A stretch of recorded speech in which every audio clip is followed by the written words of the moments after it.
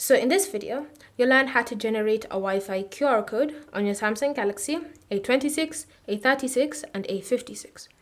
So if you want to generate a QR code for a Wi-Fi network, then all you need to do is just go to Settings and then select Connections. Under Connections, tap on Wi-Fi and then tap on the settings icon next to the network you wish to generate the QR code for. Once you're in the network information page, you should see the option QR code. Just tap on it like that, and then enter in your current PIN, password, or pattern to confirm your identity. Once you've done that, you can now see the QR code has been successfully created.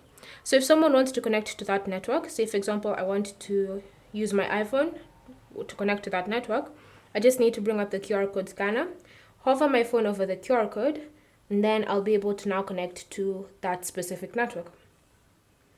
And once I've done that, I can now start using that network on my phone. And so that's how you can generate a QR code for a Wi-Fi network. Thank you for watching. If you have any questions or comments, leave them down below and we'll get back to you.